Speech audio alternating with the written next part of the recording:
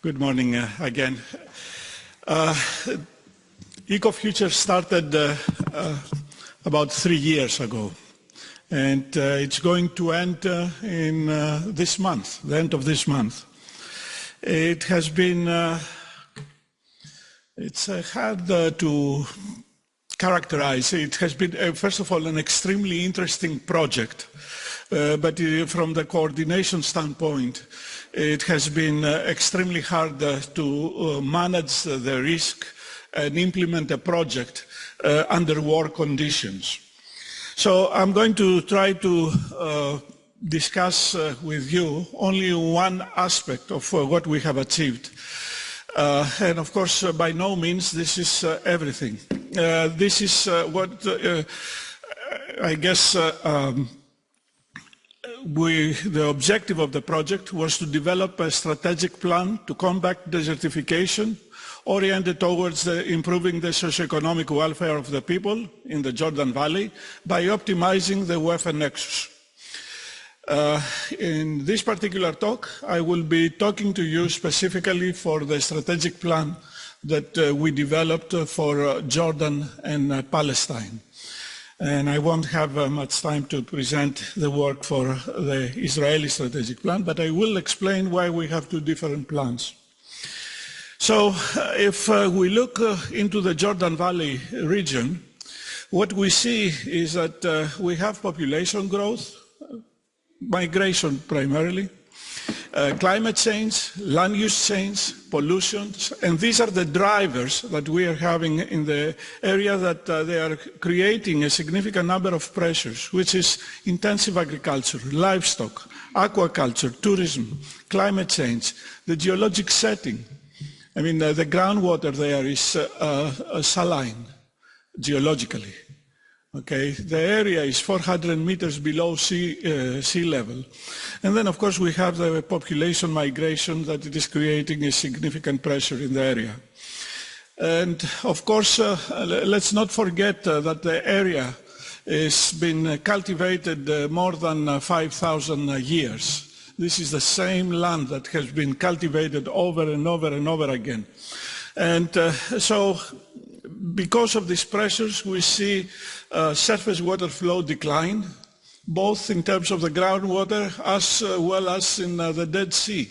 The Dead Sea used to get 1,100 million cubic meters of water per day, and now it is down to 100, meaning that we have somewhere 50 centimeters drop to a meter drop every year. I mean, this is significant impact.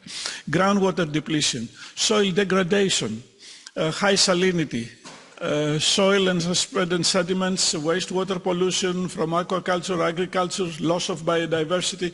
All of these are very significant impacts in the region that they require strategic planning and strategic actions. So I will describe to you, first of all, the process that we followed to develop this strategic plan. And we thought that we will develop a program of measures. So the process was as follows. I mean, first of all, we were doing this participatory systems mapping in order to be able to have a common understanding of the Nexus structure. So basically, we wanted to understand what are the challenges that the people are having in the area. And then, let me back up. First, we did a mapping of the WEFE Nexus. This is the baseline conditions. We tried to do a series of studies to be able to try to map what is the situation there. That was especially important for me as a coordinator to understand because the reality is that before this particular project, I knew very little about Jordan Valley. So, I mean, I had to learn and learn a lot. And then we started with the participatory systems mapping, and the idea was to try to understand what are the challenges that people have, and so we will be able to address them. The second phase was to try to do a community capacity analysis, and this community capacity assessment has to do with trying to identify from different levels the ability of the community to address these problems. And once you go through this phase, then you can do a gap analysis. Oops.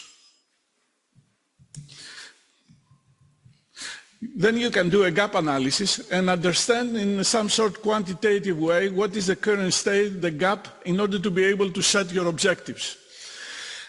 Once we understand that, then we try to create a program of measures, which means that these are actions that we have to determine that could solve the problems. Techno-economic analysis of the policies, multi-criteria assessment of the program of measures with the involvement of the stakeholders, and then of course you get into the foresight analysis where this is your strategic plan and this is the way to move forward. So every strategic plan has to have a vision, and this vision for the Jordan Valley is to build resilience, promote sustainable resource management, and improve the socio-economic conditions of the people living in the Jordan Valley, while we are adapting and mitigating the impacts of climate change. So, I mean, we didn't put climate change as the core of what we have to do, but we want to try to have measures that will build the resilience, promote sustainability, and so forth. So the strategic goals were in terms of resource security, environmental sustainability, socio-economic prosperity, and then, of course, the operational objective was that, yeah, okay, you want to do a foresight analysis, but the important thing is that eventually you need to identify a program of measures that you can implement now. So it could be operational, you can help the government move forward. So once we started looking into what kind of solutions we have to address soil degradation, the challenges, water availability, energy, environmental problems that we have in the region, we came with a series of measures that apply to the water security, to energy security, food security, the environment, and then we have the horizontal measures that deal with the educational training, development and demonstration projects and so forth. We developed a multi-criteria analysis with 14 different criteria. The ranking of the weights of the criteria was put by the stakeholders after we were having living labs, transnational living labs, where we try to understand what is the value that they are putting into the different criteria. I mean, I'm not going to get into the details. There is a paper that it is being published and you can read all of the details. We used two different measures to try to rank the top 10 measures.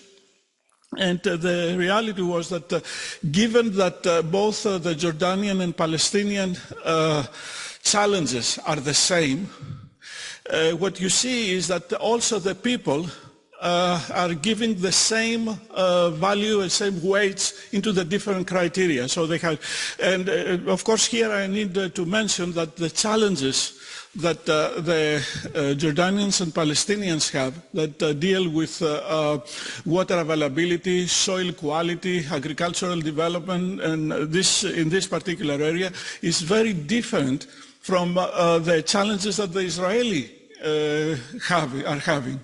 And there, when we were having the living labs, they were saying, well, water security, well, we have water. Energy, well, we have energy. Food, we import it, but we have it. So in terms of security, they weren't seeing it, but they were seeing more in terms of the environment. So, I mean, we had two different things, and that's why the two plans had to be developed in parallel and separately because of this particular reason, as well as because of the problems that we were facing with the ongoing conflict in the area. Now, looking at these measures regarding of the ranking methods that you use, the weighted sum or the min-max and so forth, the results of that is they are about the same. So, and then we started looking, okay, well, on one hand you can throw these measures, and you have 34 measures, and say, okay, here are the measures, use them. What is going to happen? It's not going to move forward. So what we did was we tried to come up with a smaller number. And this number is, because all of these measures, they are telling us something. This is, we developed the concept of the agricultural transformation strategy for Jordan and Palestine. And basically, this agricultural transformation strategy represents a strategic framework that envisions a systemic shift in the agricultural and resource management practices across Jordan Valley. So we want to transition the Jordan Valley from the current resource-intensive and sectorial fragmented model towards a nature-based, circular, climate-adaptive system that strengthens the resource security, environmental sustainability, and socio-economic prosperity. And so we came up with these 14 measures, and which is a subset. And these 14 measures, they're saying is that, okay, well, first of all, you can focus on reducing the amount of the water that you are using, as opposed to trying to gain more water. Yes, of course, you can take the Red Sea and you can desalinate it, but that's not going to solve your problem. Focus on reducing the leak and repair the leak problems, soil moisture monitoring and smart irrigation, enhancing soil coverage to conserve moisture, improve rainwater harvesting and so forth, circular resource recovery regarding the reuse of wastewater, organic waste collection and recovering, renewable energy, agroecological practices, ecosystem restoration. This is all a group of practices that can be adapted now. And of course, just saying that, again, it's not going to do the job. So the question was, well, if we do that, what would be the benefit? So we had to show them what would be the benefit. And here I'm going to give you an example, and these examples are coming from the pilot that we have done in Jordan. And then we will have Nash'at give a very short presentation on the Palestinian and all of the problems that we faced. Well, what we did in Jordan as part of the Derala Agricultural Station from the National Agricultural Research Center, we used 6 greenhouses. 2 were the control, where we were growing tomatoes using regular practices. 2 more we were doing carbon addition, organic matter addition, while we were using harvested water. And the last 2 were the same organic matter addition, where we were using deionized groundwater. Okay, so the situation was that we used all of these greenhouses to harvest the water. The water was put into tanks and reservoirs and so forth, and we had smart irrigation to control the amount of water with soil moisture, and we were able to get the data that we needed in order to be able to establish to determine the efficacy. What were the results? Just to give you a background, the average water use in the Jordan Valley, if you take the, I forget the amount, it's about 200 million cubic meters of water, plus minus, and you divide by the area that it is irrigated, we are coming up with 620 cubic meters per dunum. These are all the crops. This is an average, including leeks and so forth. The recommended amount of FAO and NARC for irrigation of tomato is 400 cubic meters per dunum. What we did was we were able to irrigate with about 300, in the least case 270 or so. However, we can have a reduction of 29 to 41%. However, what we saw is that the smart irrigation, which means automated irrigation, is not working very well. And you have to control it very carefully and know how to control it very carefully, because you will be losing a lot of water. Well, how much water you will be losing? We did modeling using the our model, which models both the plant as well as the soil organic carbon sequestration, as well as the flow of the water and so forth. And what we found was that basically, look at these amounts. This is 146 I believe in cubic meters. This is 170. This is 190. Less than 200 cubic meters of water per dunum is what the tomatoes need. And this is similar results that we have found here in Crete. So basically, if we are using 600 on the average, and or they recommend 400, we can reduce this amount significantly by learning how to irrigate.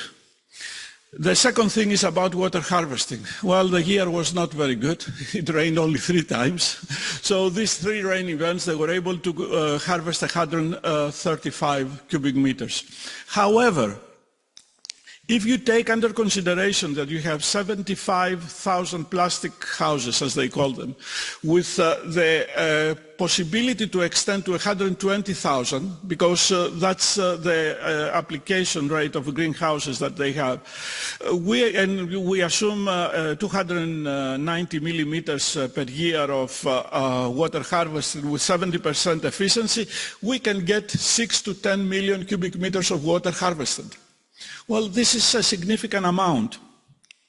And then, of course, Stelios did scaling up, and I don't have time to go into all of the details, but basically, depending on the value of the water, you will be able to see what is the social welfare and how much money the farmers, and whether you should be able to do, to subsidize it, to what extent it's to be subsidized, and so forth. So this techno-economic analysis can help the government decide how to handle this additional water and to what extent.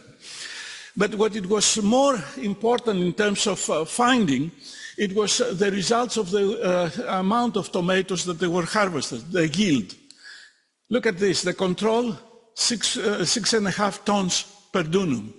And then once you put 1 ton of compost and manure, automatically the soil starts working, and you are getting 8.1 and 8.8 tons of tomato per dunum. What does this mean? That means that you can increase, this is the numbers that the farmers can understand. If they can get 2 more tons of tomatoes, they know how much it will cost. And then you can tell them, well, why don't you put 1 ton of compost to do that? The cost of the compost is 100 euros. The price that you are going to get out is way more. But I wanted to point out, just to do a comparison to show what is the impact of a healthier soil. I mean, this is the pilots there in the Derala. They have a 0.8% soil carbon. And we got 6 to 8 tons of, per dunum of tomatoes. We have 2 experiments, one in 2 of those in Crete, one that we used also biochar and with 1.5% soil organic carbon, and the other is the plot of the avocado that you're going to see tomorrow, that 10, 12, almost 15 years ago, we did this tomato experiment that has a 2.5% of soil organic carbon. The yields the maximum yields in this field with higher, they go from 6 to 8 to 14 and to 20 tons of tomatoes. What that means is that the farmers can have significant higher yield if they have a healthy soil. In addition, I want to show you this data, and these are the data that comes from Crete. This is part of the Nexus lab, and what you see here is that if you increase, we have all of these fields and the analysis that we have done on the soil organic carbon, and we compare that with the water, the available water retained in the soil. And what we see is that as the organic carbon is increasing, the retention of the soil, of the water in the soil, is increasing significantly. And basically, if you increase by 1% the organic carbon, you will get about 35 cubic meters of water extra per hectare retained into your soil, and that amount of water can delay the onset of irrigation. So in Jordan, and this is the water distribution that we get is like 46.5 billion cubic meters. It comes from Tiberias, that much from the dams, that much from groundwater wells. This is the amount of water, wastewater reuse, very significant amount. So basically, we have 206 million cubic meters per year that it is being irrigated. Okay, and now what are we saying? We are saying, okay, with these three measures, the first one is greenhouse water harvesting, you can get 6 to 8 million cubic meters more. If you increase 1% of the soil organic carbon, you will get another 7 million saved. And if you do smart irrigation everywhere, you will save at least 40%. So basically, if you implement these three measures, you can irrigate only by using the reused water. This is what I call security. You will always have this reused water, if there are people in the area, of course. I mean, this is the kind of how we are trying to persuade them in terms of moving on with the plan. Of course, the other thing is that if you collect all of your organics, and here we did an analysis, we have it for Jordan, Palestine and Israel, but here I'm presenting the two of them. And if you have the supply of nutrients by recycling the organic matter and the demand of nutrients, what you see is that the supply is far more than the demand from agriculture of NPK, which means that nutrient supply from recycled organic matter can satisfy agricultural nutrient demand in the Jordan Valley. And then, of course, we go into the last phase. Okay, well, you have recommended all of these measures. Well, how do you operationalize this? So we went through thinking of what do you do in terms of operationalization. And we realized that we have operationalization needs to be done at three different levels. The first one is the governance actions. And the governance actions, part of the problem that we have realized is that you really need to have the political buy-in and institutional endorsement. At the highest level, you need to have somebody who is going to say, yes, we want to go this direction. This is a shift of how we are dealing with it. This is a shift from a politician saying we are going to build a big dam and you will see the concrete there for the next 100 years. But you are shifting and you are telling him that you are going to give him, or using the sensors, you will be able to reduce the amount by 50%. This is something that people at the very top need to believe in that. We need training in terms of all of the operational agencies and the coordination mechanism. Luckily in Jordan, they have established a WEFE committee, which is a trans-ministerial committee. So we are working with this committee to move forward. And in fact, hopefully, depending on the war, we might have a meeting towards the end of the month with the committee to discuss how we will be able to further facilitate the coordination. We need funding and financing as governance instruments. I mean, we need to try to discuss, how do you, what kind of incentives are you going to give? How are you going to promote it at the local level?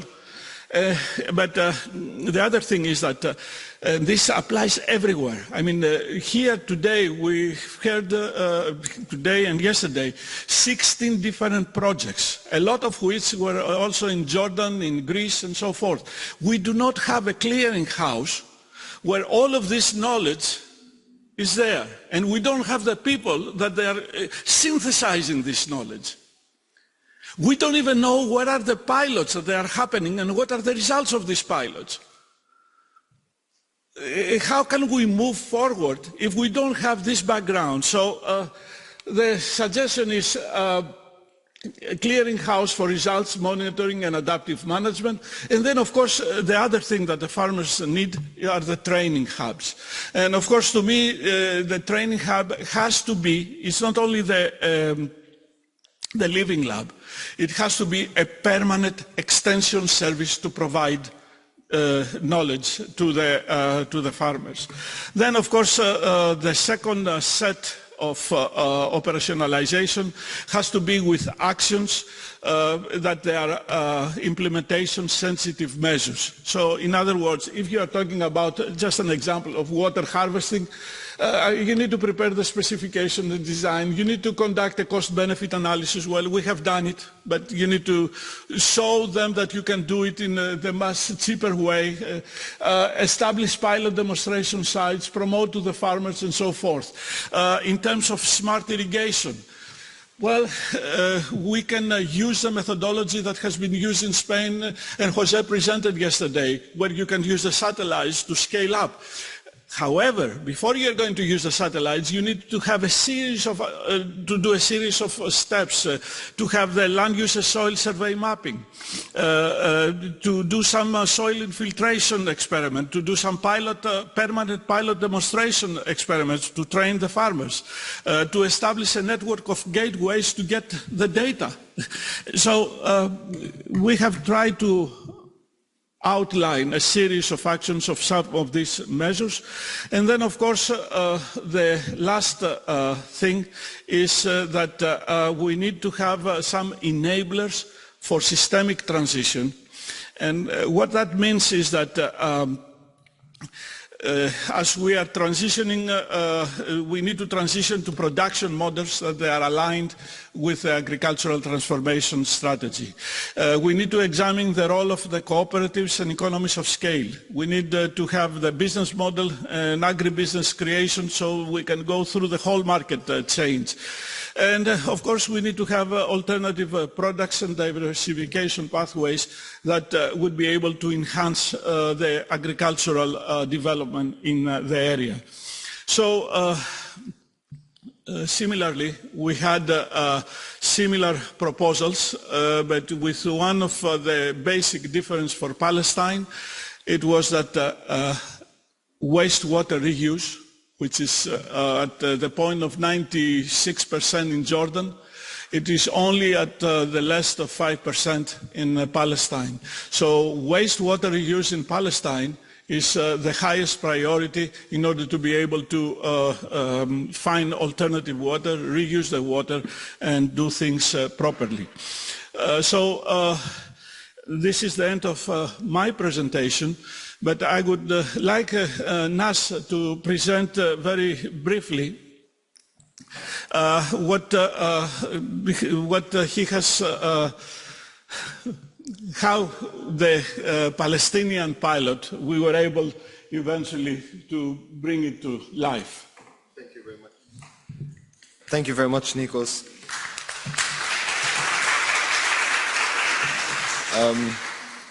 Thank you everyone for being here. I'm very glad that I could make it, especially with the whole situation going on today in the Middle East and the constant wars that we are going through, which are a big factor in how we see things with project planning according to risk management.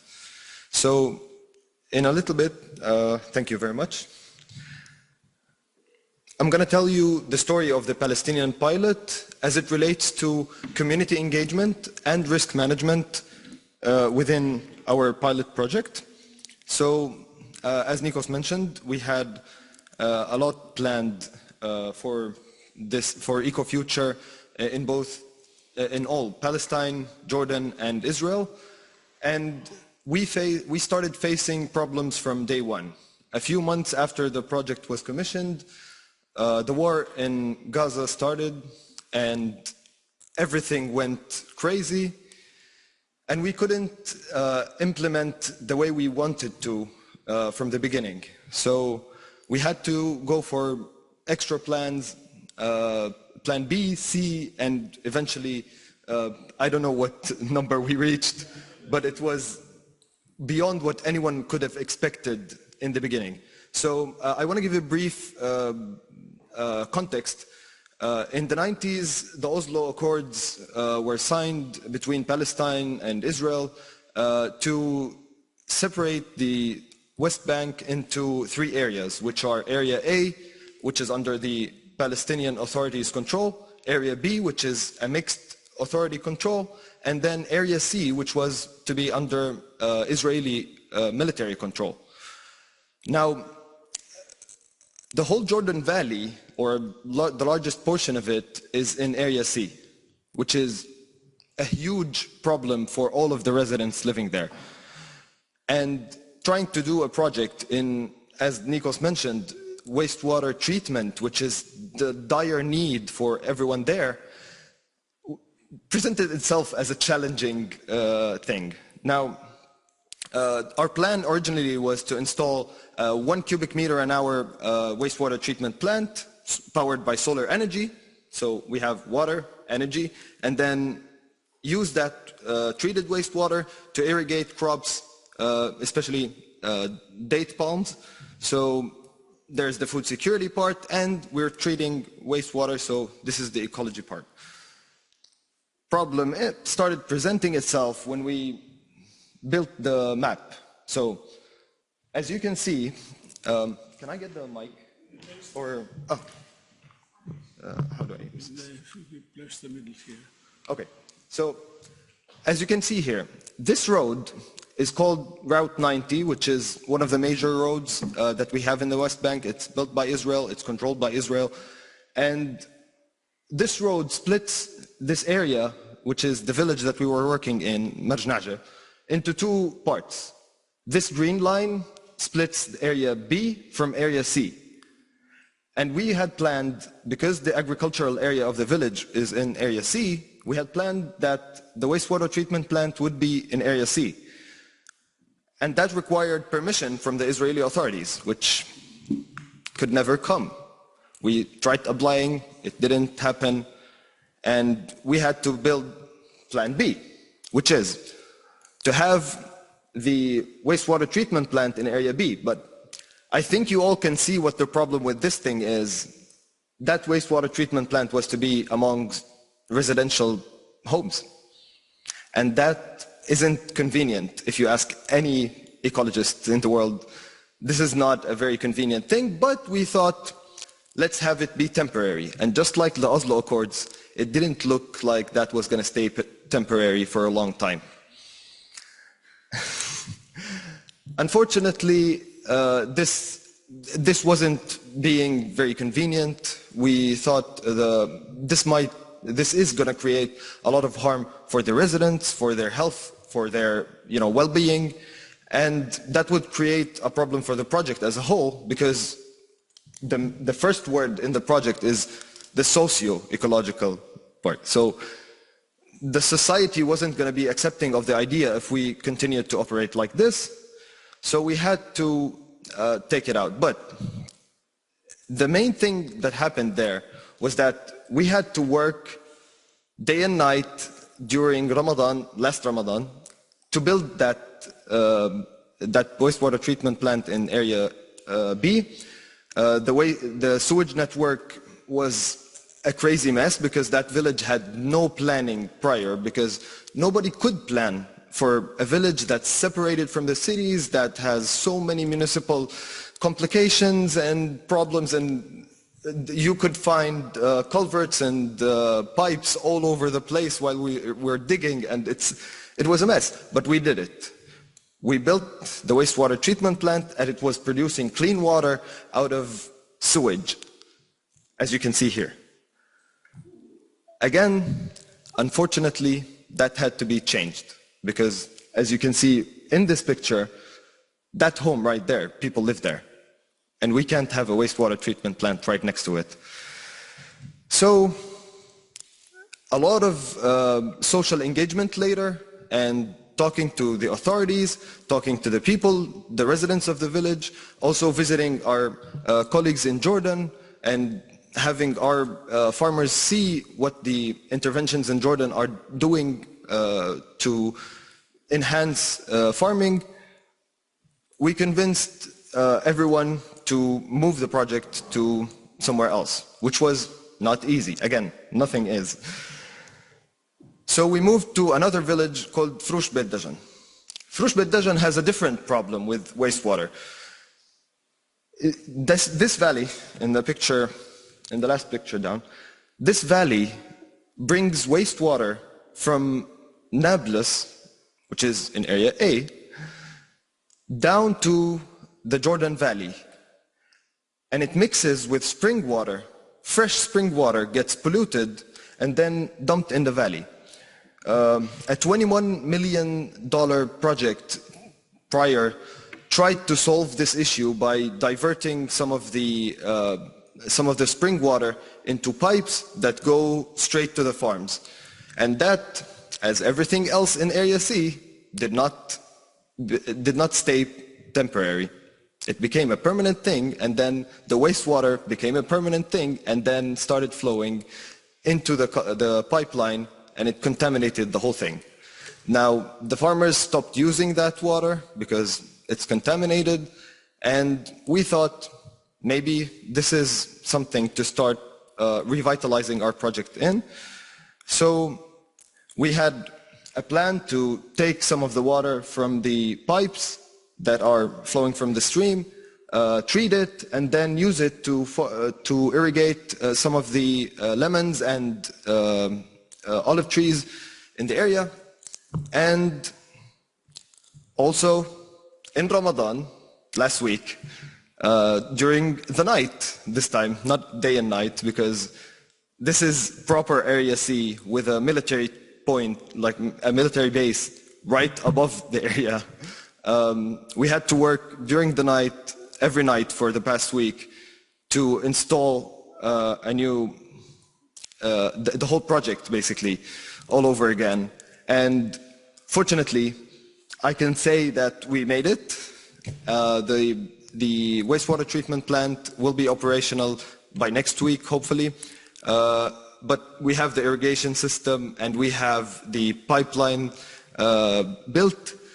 And as you can see in these pictures, we are planning to irrigate this whole farmland, which last year, as Nikos mentioned, we're very concentrated on the yields.